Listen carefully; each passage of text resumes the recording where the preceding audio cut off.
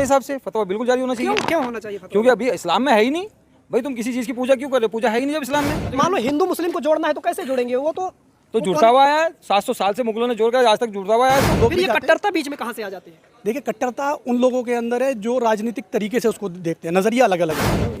तो सवाल ये उठता है कि गंगा जमुनी तहजीब जो है वो इस्टेब्लिश कैसे होगी? अगर हिंदू लोग भी जाते हैं, वो मज़ारों पे चादर चढ़ाते हैं, कई जगह जाते हैं, अगर वो चली गई तो दिक्कत क्या है?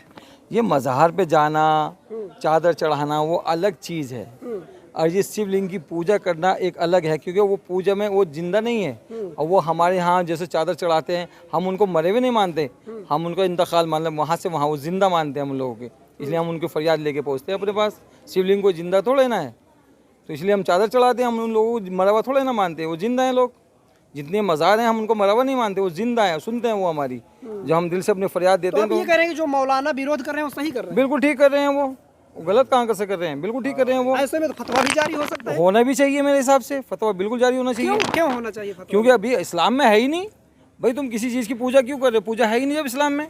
अब हम लोग, तो आपने कहा है कि चादर क्यों चढ़ाते हैं, चादर हम लोगों को उनको मरा हुआ थोड़े ना मानते, जिंदा है, जावेद हैं वो, उनको हम नहीं मानते मरा हुआ है, वो जिंदा है, वो सुनते भी पूरी पूजा सारे काम होते हैं। नहीं, यहाँ चादर चढ़ाने से कोई मतलब नहीं कि हिंदू लोग जाते हैं चादर चढ़ाते हैं, और उसके बाद अगर वो मुस्लिम होकर मंदिर चली गई तो क्या दिक्कत? मैंने फिर कहा ना आपको, हम पूजा नहीं कर सकते कि जिंदा नहीं है वो, शिवलिंग एक पत्थर है, उसकी कैसे पूजा कर सकते हैं आप? उससे क्या कर सकते हैं आप? ये तो विरोधी है ना। सद्भावना के लिए बस। सद्भावना किस लिए? संवारने के लिए। इस्लाम में है ही नहीं हमारे यहाँ लेडीज। अगर मान लो हिंदू मुस्लिम को जोड़ना है तो कैसे जोड़ेंगे? वो तो जुड़ता हुआ है, 700 साल से मुगलों ने जोड़ कर आज तक जुड़ता हुआ है। ऐसा हिंदू मुस्लिम सारे तो वो वही संदेश दे रही है ना। ये कोई संदेश नहीं है, कोई जेंट्स भी तो दे सकता था इसको, लेडीज क्यों दे रही है इसको?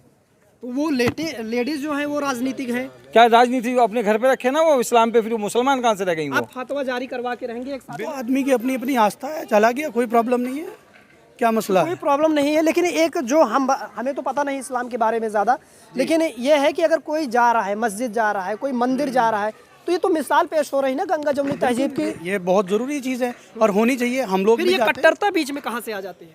देखिए, कट्टरता उन लोगों के अंदर है जो राजनीतिक तरीके से उसको देखते हैं, नज़रिया अलग अलग है। जो नज़रिया है वो बहुत गलत है, और जो इस तरीके से नज़रिया देखते हैं, अगर मैं कहता हूँ कोई हमारे यहाँ मज़ार पे आ रहा है तो उसकी आस्था है, वो समझो ना, उसकी आस्था को समझना चाहिए।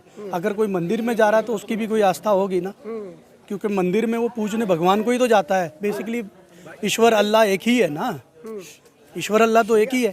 अब अपनी अपनी आस्था है, अपनी अपनी आस्था से लोग मानते हैं, पूछते हैं, हम इबादत करते हैं। यही एक तरीका है, और कोई तरीका नहीं है अल्लाह तक पहुंचने का या ईश्वर तक पहुंचने का। आपके यहाँ भगवान कहते हैं, हमारे यहाँ मतलब मौलाना